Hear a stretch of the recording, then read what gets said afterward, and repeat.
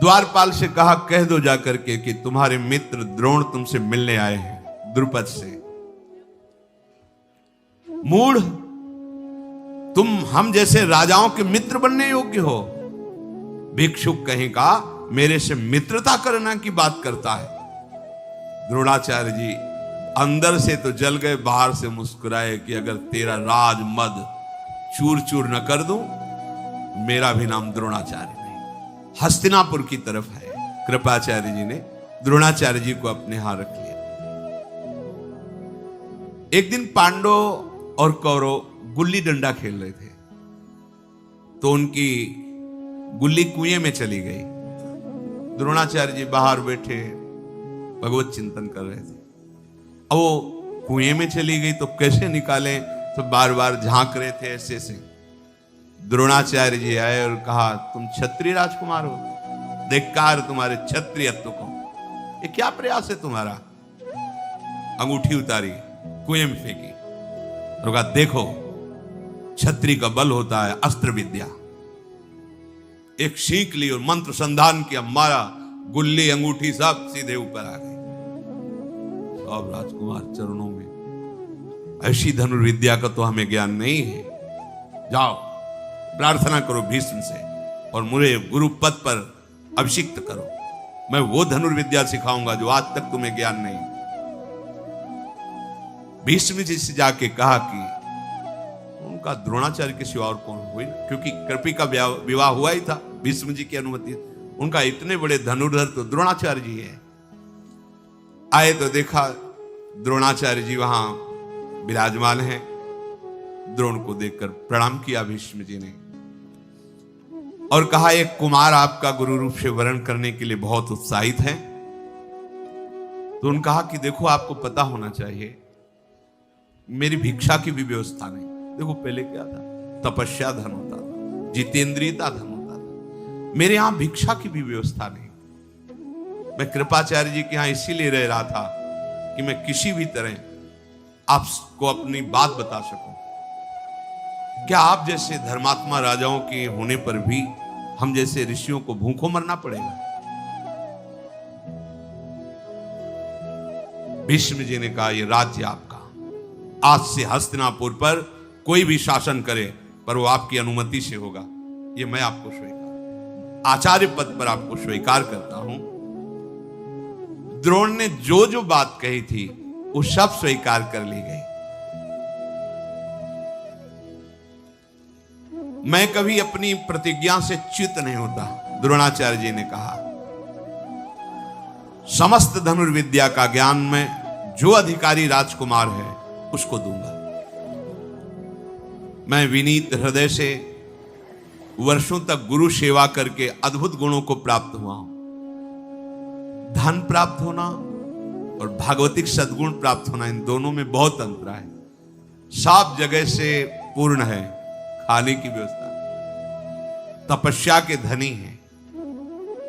किसी की बढ़ोतरी धन देखकर नहीं माना जाता कि उसके पास बहुत धन है, बहुत जन है, वो बड़ा पुण्यवान है, बड़ा तपस्वी है, वो बड़ा महात्मा है। ये भागवतिक सद्गुण होते हैं, ये आंतरिक होते हैं। बाह्य ये सब प्राकृतिक देखकर किसी को बड़ा छोटा नहीं माना जा सकता। पूर्व पुण्य के प्रताप से ऐश्वर्य आ सकता है, समुदाय जुड़ सकता है, लेकिन जितेंद्रियता, भगवत चिंतन, कष्टों को सहकर भगवत मार्ग में चलना, ये तो कोई चला हुआ ही उसे पहचान सकता है। नहीं, बाहरी लोग तो बाहरी बातें देख करके मानते हैं।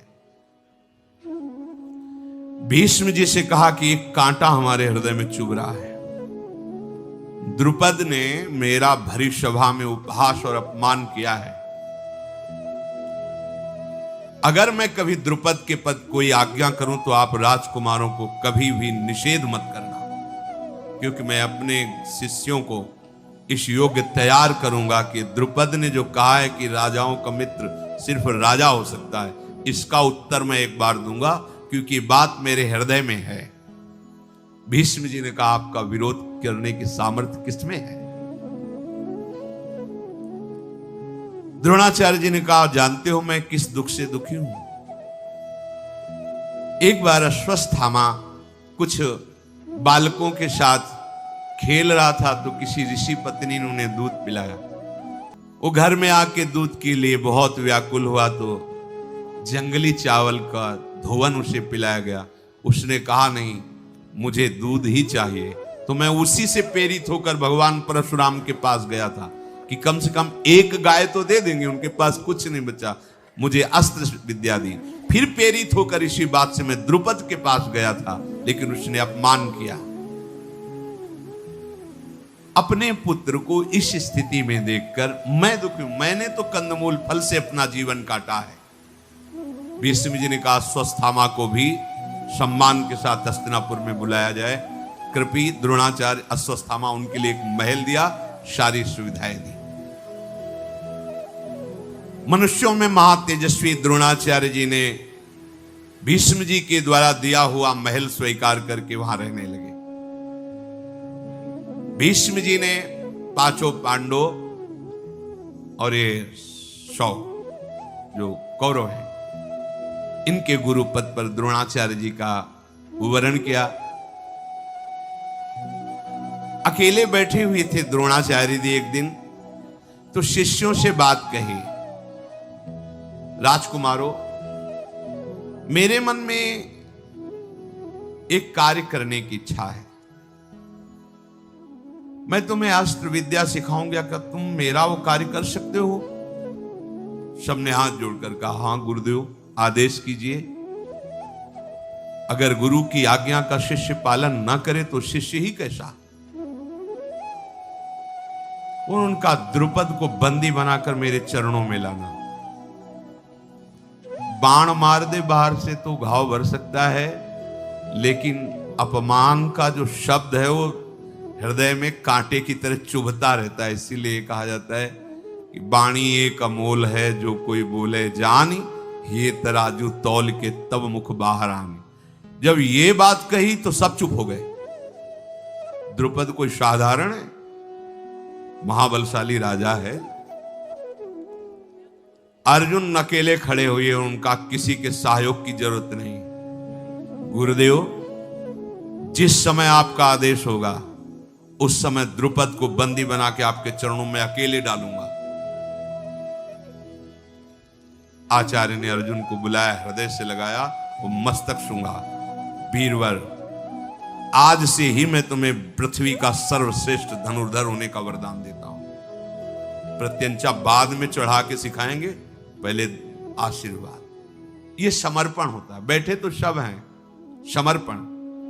गुरुजनों के हृदय की वस्तु का अधिकारी वही होता है जो समर्पित चित्त हो। समर्पित चित्त अपना महत्व नहीं, अपनी मनमानी नहीं, अपनी कोई चाह नहीं।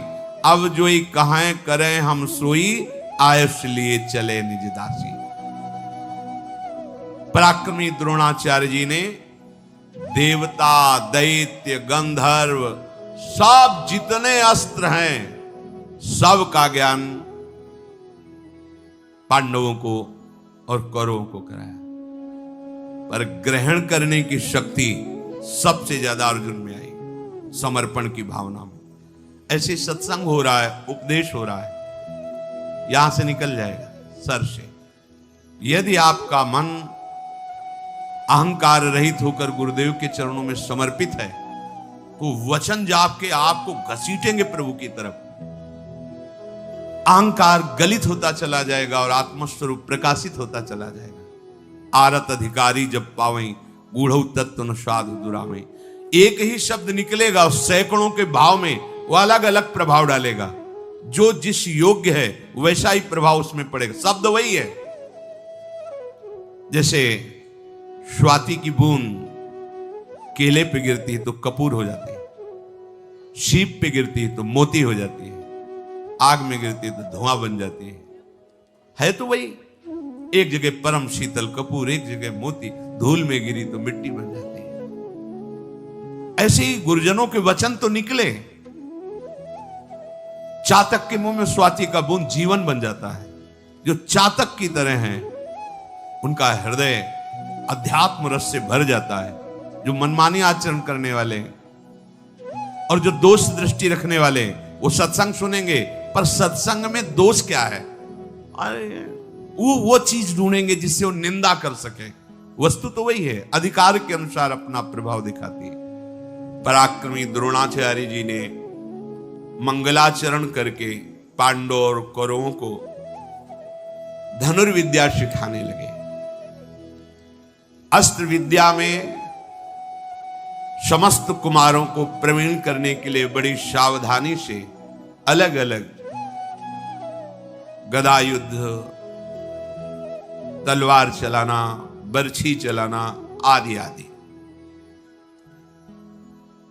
जब ये प्रचार हुआ कि द्रोणाचार्य जी पांडव और कौरवों को शिक्षा दे रहे हैं, तो वृष्णिवंशी, अंधक वंशी और भी राजकुमार सम्मिलित हुए आकर के, उसी में कर्ण भी सम्मिलित हुआ द्रोणाचार्य जी की अस्त्र शिक्षा लेने के लिए। कर्ण इतने प्रवीण थे कि जो अर्जुन को द्रोणाचार्य जी सिखाते वो बिना सिखाए सीख जाते। एक बार देख लिया, क्योंकि अर्जुन को सर्वश्रेष्ठ धनुर्विद्या का ज्ञाता बनाना चाहते थे द्रोणाचार्य जी, और बनाया भी। कर्ण ये नजर रखता था क्या शिक्षा दे रहे हैं। यही शिष्य की उत्तम वृत्ति है कि अपने गुरु की प्रत्येक उपदेश, वो चाहे किसी को हो रहे हो, उन्हें सावधानी से सुनकर अपने हृदय में उतारना चाहिए। कर्ण बहुत ही प्रवीण बुद्धि वाले थे। बुद्धि को प्रकाश देने वाले भगवान सूर्य से प्रकट हुए हैं कर्ण, इसलिए बहुत ही बुद्धिमान। अमर्ष में भरा हुआ दुर्योधन जब कर्ण को देखता कि वैसी ही प्रवीणता है, तो उसको लगता कि भीम को संभालने के लिए तो मैं हूं, और अर्जुन को संभालने के लिए एक कर्ण अगर मेरा मित्र बन जाए तो मैं पांडवों पर सहज विजय प्राप्त कर सकता हूं। पांडुनंदन अर्जुन कभी किसी से बात नहीं करते थे। गुरु की आज्ञा में रहकर हर समय धनुर्विद्या का अभ्यास। आचार्य द्रोण ने देखा कि सब विश्राम करते हैं, लेकिन अर्जुन अभ्यास परायण है। द्रोणाचार्य जी के उपदेश को ग्रहण करके अर्जुन अनुपम प्रतिभाशाली, जो शिक्षा दी उसको अभ्यास के द्वारा सिद्ध कर ली। द्रोणाचार्य जी को शिष्यों में प्रियता तो थी, पर पुत्र में विशेष होती है, इसलिए सब शिष्यों को पानी लाने के लिए भेजते। सुराही जैसा उसका मुख, नीचे बहुत बड़ा पात्र, जिससे सरोवर में काफी समय लगता उसको भरने में। अर्जुन को भी वैसा पात्र देते। और अश्वत्थामा को बड़े मोहरे का, गए डुबोया भाग के आ गए, तो वो गुप्त दिव्य अस्त्र जो अन्य शिष्यों को नहीं देना चाहते थे, ब्रह्मास्त्र आदि, वो अश्वत्थामा को देते। अर्जुन ताड़ गए कि गुरुदेव ऐसा कर रहे, तो अश्वत्थामा दौड़कर भरने जाता, वो वरुणास्त्र से, सुराही में ही सीधे पानी वरुणास्त्र से भर के पहुंच जाते। जो अश्वत्थामा को सिखाते हैं वो सीखते। अर्जुन की इस लगन को देख करके अश्वत्थामा को जो नहीं सिखाया वो भी अर्जुन को सिखा दिया। ब्रह्मास्त्र को वापस करना अश्वत्थामा को नहीं आता था, अर्जुन को आता था। अर्थात गुरु की प्रियता का वही पात्र बन सकता है जिसको लक्ष्य की प्राप्ति में प्रबल लगन हो। कुछ भी हो जाए, लक्ष्य की प्राप्ति करनी है, ऐसा। अर्जुन वरुणास्त्र से अपने कमंडल को भरकर आचार्य पुत्र के साथ वो गुप्त रूप से दिव्यास्त्र सीखते। बड़ा अभ्यास किया अर्जुन ने, जब देखो तब अभ्यास में। द्रोणाचार्य जी ने रसोइये से कहा अर्जुन को कभी अंधेरा ना होने पावे भोजन के समय। एक दिन ऐसी वायु चली कि दीपक बुझ गया, स्वाभाविक हाथ ऐसे जा रहा है। अर्जुन ने विचार किया कि ये क्यों बिना प्रकाश के हाथ मुख में ही जा रहा है, इसका मतलब अभ्यास। तो इसका मतलब अंधकार में बिना देखे भी लक्ष्य भेदा जा सकता है। अभ्यास शुरू कर दिया, रात्रि में लक्ष्य भेदना, बिना देखे लक्ष्य भेद देना। बड़ी सामर्थ्य अभ्यास में होती है। द्रोणाचार्य जी विश्राम कर रहे थे, साए साए आवाज सुनाई दी।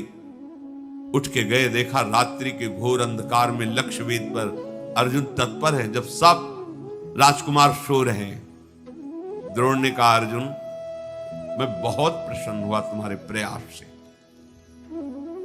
संसार में फिर दोबारा कहता हूं कि तुम्हारे जैसा कोई धनुर्धर नहीं होगा, ऐसा मैं आशीर्वाद देता हूं।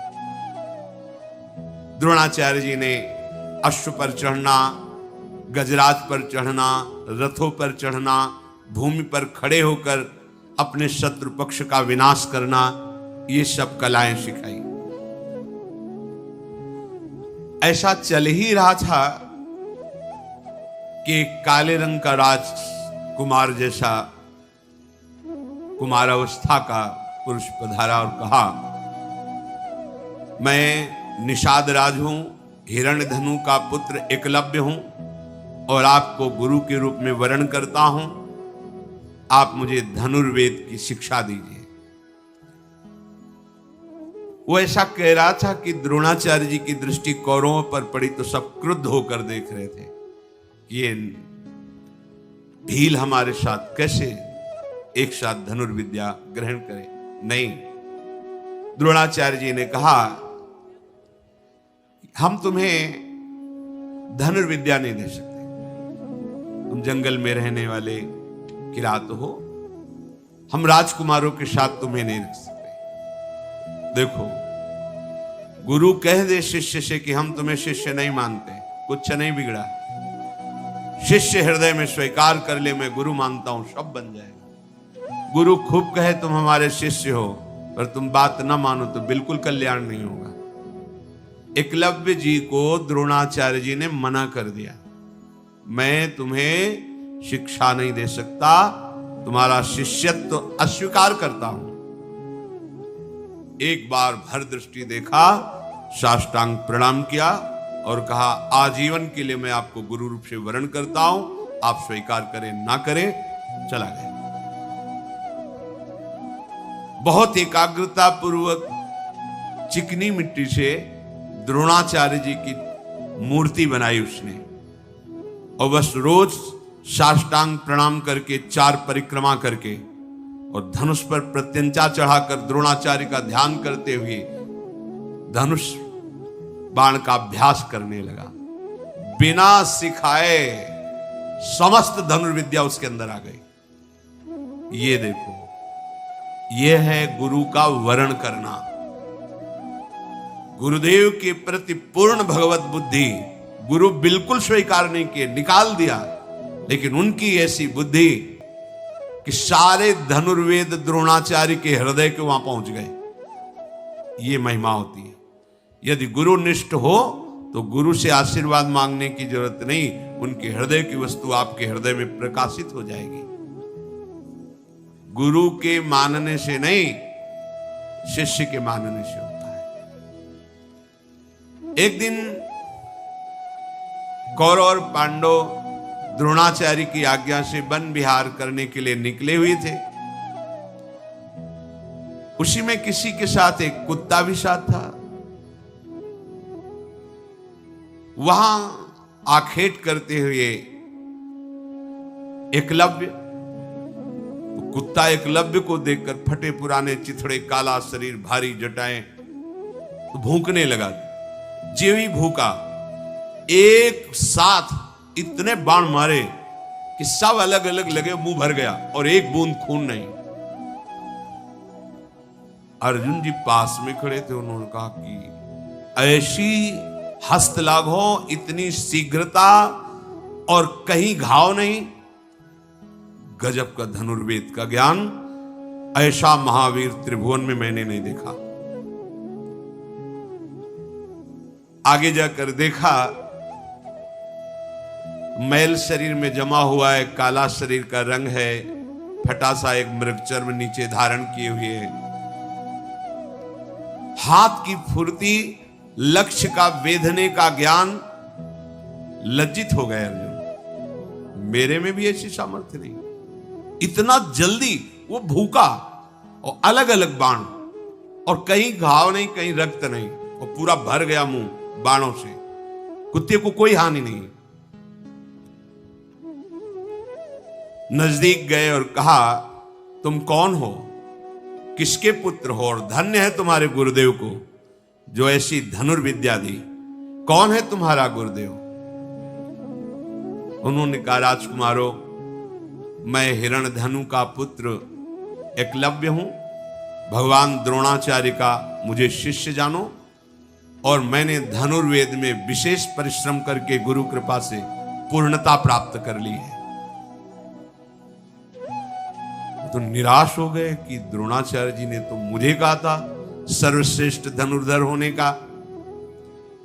अर्जुन बार बार एकलव्य की सराहना करते हुए अब मन नहीं लगा, वापस आ गए सब।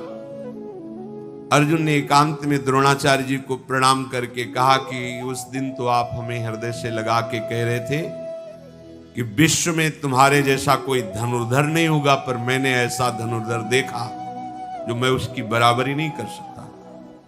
कुत्ते की आवाज के साथ उसके मुख को भर देना और उसमें के मुख में घाव ना होना, एक बूंद रक्त ना आना, इतनी शीघ्रता से इतने हस्त लाघव गुरुदेव, और वो आपका शिष्य है, ऐसा कहता है। आचार्य कुछ देर मौन और ध्यानस्थ रहे, फिर कहा, चलो हमारे साथ चलो। वहां गए, एकलव्य ने देखा कि मेरे भावना में विराजमान गुरुदेव साक्षात आए हैं। धनुष प्रत्यंचा चरणों में रख के साष्टांग दंडोत हुआ, परिक्रमा की और हाथ जोड़कर सर झुकाकर खड़ा हो गया। गुरुदेव आदेश कीजिए। शिष्य वही है, उसी का जीवन धन्य है जो गुरुदेव को प्रसन्न कर सके। गुरुदेव आपकी प्रसन्नता के लिए ये प्राण भी समर्पित है, आज्ञा कीजिए। द्रोणाचार्य जी ने कहा, तुम मुझे गुरु मानते हो? जी। तो गुरुदक्षिणा दीजिए, आज्ञा कीजिए। और धनुर्विद्या में सबसे ज्यादा कार्य दाहिने अंगूठे का होता है। ये दाहिना अंगूठा गुरुदक्षिणा में दे दीजिए। एक सेकंड नहीं लगाया, काट कर अर्पित कर दिया। बिना अंगूठा के धनुर्विद्या। फिर द्रोणाचार्य जी ने कहा, धन्य तुम्हारे जैसा शिष्य कोई बिरला ही होता है। मैं बहुत प्रसन्न हुआ। तुम यद्यपि उस कोट के धनुर्धर तो नहीं रहोगे अंगूठा काटने के कारण, फिर भी मैं तुम्हें प्रक्रिया बताऊंगा जिससे तुम्हें कोई परास्त नहीं कर पाएगा। पर इसके परिणाम से तुम्हें वो लोग प्राप्त होंगे जो बड़े बड़े याज्ञिक और तपस्वियों को प्राप्त होते हैं। तुमने मुझे प्रसन्न कर लिया। द्रोणाचार्य जी बहुत प्रसन्न होकर मध्यमा और तर्जनी, इन दो की,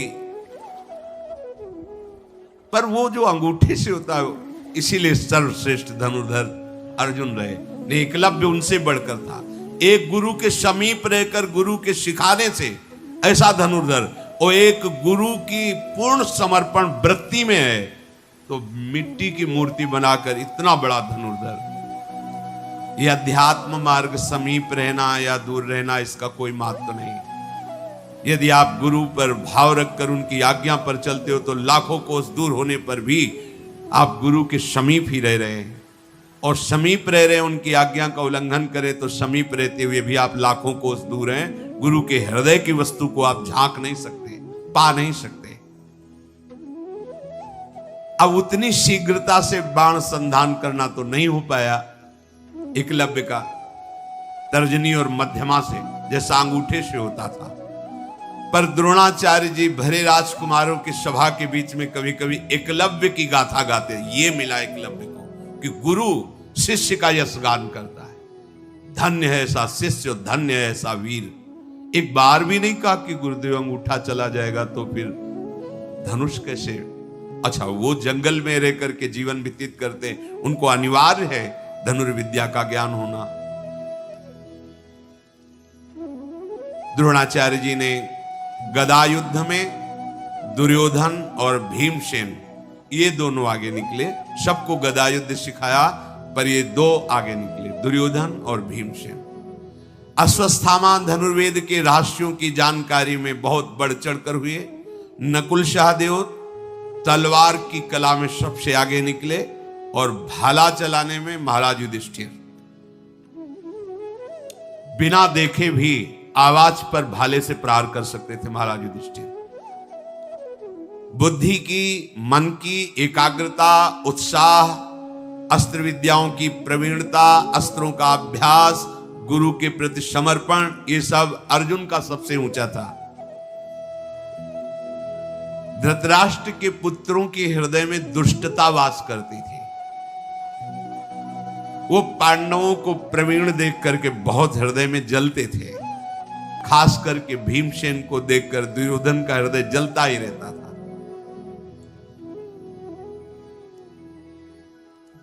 नरश्रेष्ठ द्रोण ने एक दिन सबसे कहा कि हमने जितनी हमको गुरु कृपा से विद्याएं प्राप्त थी सब सिखा दिया, आप सब लोग एकत्रित होइए और परीक्षा दीजिए।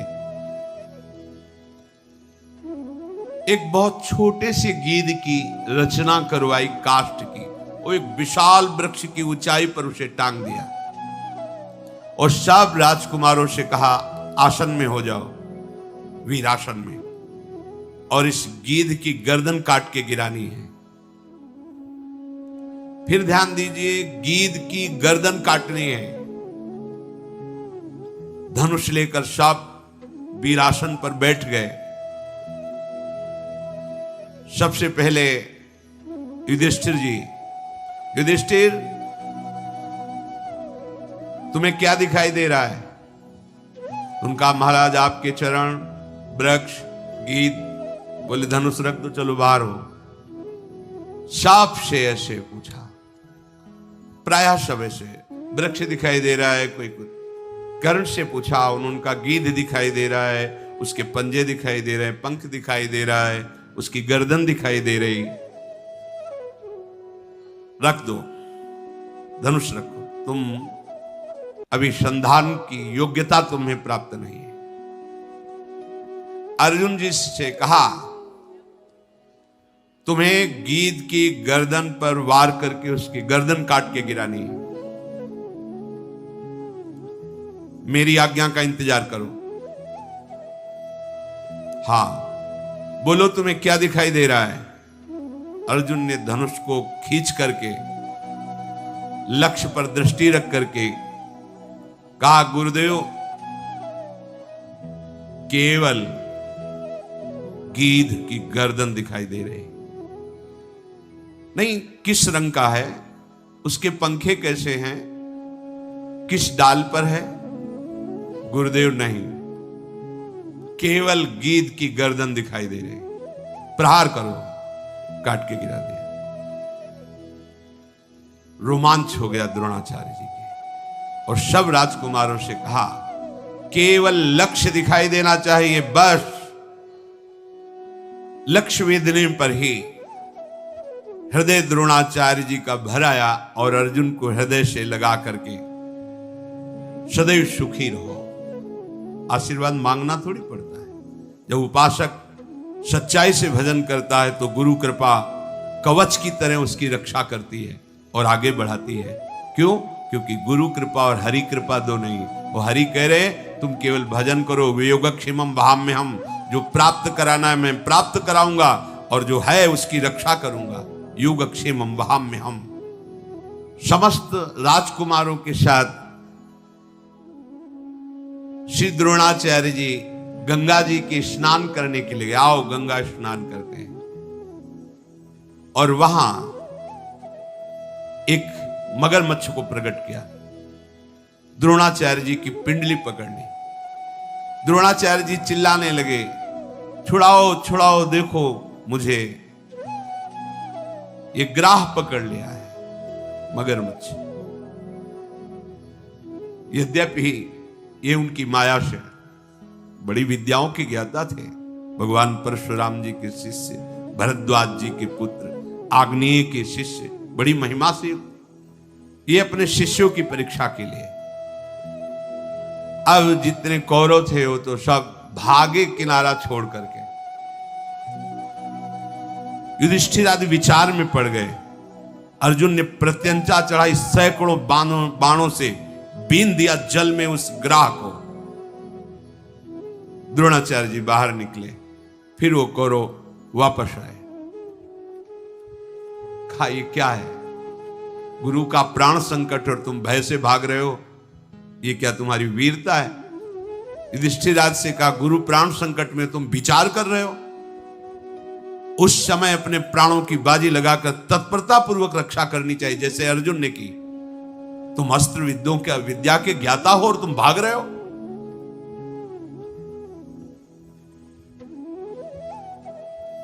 बहुत प्रसन्न हुए द्रोणाचार्य जी और सबके बीच में वहीं गंगा किनारे अर्जुन से कहा स्नान करो, और एक अमोघ अस्त्र दिया जिसे ब्रह्मशिर नाम का अस्त्र कहते हैं। उसकी विधि, उस अस्त्र का संचालन करना, उसको वापस करना, और कहा अर्जुन कभी इसे किसी मनुष्यों पर प्रहार मत कर देना, नहीं पूरी सृष्टि को भस्म कर देगा। जब कोई दैवी शक्ति संपन्न या आसुरी शक्ति संपन्न कोई बहुत बड़ा बलवान त्रिभुवन विजेता हो, तब इस अस्त्र का संधान करना अर्थात पूरी सृष्टि का विनाश करने में सामर्थ, और इस अस्त्र को कोई मिटा दे ऐसा कोई अस्त्र नहीं है। अर्जुन ने तथास्तु कहकर द्रोणाचार्य जी को प्रणाम करके इस महामहिम पूज्य ब्रह्मशिर नामक अस्त्र को धारण किया। जब द्रोणाचार्य जी ने देखा कि ये राजकुमार अस्त्र विद्या में प्रवीण हो चुके हैं, तब कृपाचार्य, सोमदत्त, वाल्मीकि, गंगानंदन, भीष्म, भगवान व्यासदेव जी, विदुर जी, धृतराष्ट्र जी, इन सबको बुलाया और कहा ये राजकुमार संपूर्ण अस्त्र शस्त्र विद्या से प्रवीण हो चुके हैं। हम सब राजकुमारों का योग्य जो शास्त्र विद्या में, शस्त्र विद्या में, राजनीति में प्रवीण हुए, एक रंगमंच बनाया जाए और इनका युद्ध कौशल दिखाना चाहते हैं। को ज्ञान हुआ, ये मैं सुनना चाहता हूं। हे परमहंस शिरोमणि सुखदेव जी, आप मुझे ऐसा उपदेश कीजिए कि मैं अपने आसक्ति रहित मन को सर्वात्मा भगवान श्री कृष्ण में तन्मय करके ये अपना नाशवान शरीर छोड़ दूं। जो लोग भगवान की लीलाओं का श्रद्धा के साथ रोज श्रवण करते हैं और गायन करते हैं, तो पहली बात उनके अंदर कुभाव भी आ जाए तो नरक नहीं जाएंगे। जो रोज भगवान की लीला कथा सुनते हैं, थोड़े ही समय में उनका कुभाव नष्ट हो जाएगा और उनके हृदय में भगवान अपनी भक्ति प्रकाशित कर देंगे। भगवान श्री कृष्ण की जब कोई कथा सुनता है, जब कोई कानों में भगवान की चर्चा सुनाता है, ध्यान पूर्वक हम उसे सुनते हैं, तो थोड़े ही दिनों में कर्ण छिद्रों से भगवान कथा शब्दों के अंतर्गत बैठकर हमारे हृदय में पहुंच जाते हैं और भगवान प्रकाशित हो जाते हैं। जो ही भगवान प्रकाशित हुए तो जैसे शरद ऋतु आने पर जल का गंदलापन मिट जाता है, एकदम निर्मल हो जाता है, वैसे ही मन निर्वासनिक एकदम निर्मल हो जाता है। कथा सुनने मात्र से भगवान प्रविष्टा कर्ण रंध्रेन स्वानाम भाव सरोरुहम, उसके हृदय में भाव प्रकट कर देते हैं। कर्ण रंध्रों से स्वयं भगवान हृदय में जाकर प्रकाशित हो जाते हैं। धौतात्मा पुरुषः कृष्ण पाद मूलम न मुंचति, मुक्त सर्व परिक्लेशः पांथः स्वशरणम यथा। जब भगवान हृदय में प्रवेश कर जाते हैं, मन निर्मल हो जाता है, तब उसकी ऐसी दशा हो जाती है, वो क्षण क्षण में रोता है, क्षण क्षण में आनंदित होकर नाचता है, क्षण क्षण में हृदय से गाता है। बड़ी अद्भुत दशा हो जाती है। वो फिर एक क्षण के लिए भी कभी भगवान का विस्मरण नहीं कर सकता। वो समस्त क्लेशों से छूटकर ऐसे विश्राम को प्राप्त होता है जैसे परदेश गया हुआ आदमी घर आने पर विश्राम प्राप्त करता है। हमारा घर क्या है? वृंदावन। घर वाले कौन है? प्रिया प्रीतम सहचरियां। हम भूल से माया के भ्रम में फंसकर शरीर और शरीर संबंधियों में अपना मोह कर लिए, यही हमारी दुर्गति का कारण है। सबकी ममता ताग बटोरी, मम पद मन है बांध बर डोरी। हमको भी ये जीवन में करना है कि एकमात्र ममता प्रिया प्रीतम के चरणों में। भगवान, वैसे तो जीव का इस पांचभौतिक शरीर से कोई संबंध नहीं है। जैसे वस्त्र वैसे है ये, पर अज्ञान के कारण हम इसे मैं और मेरा मान लिए।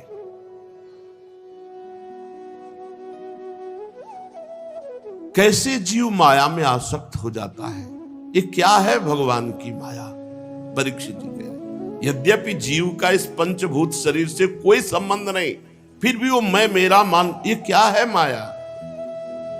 ये क्या बात है प्रभु कि जो जीव है वो परमात्मा स्वरूप है, निर्विकार है, फिर भी वो विकार को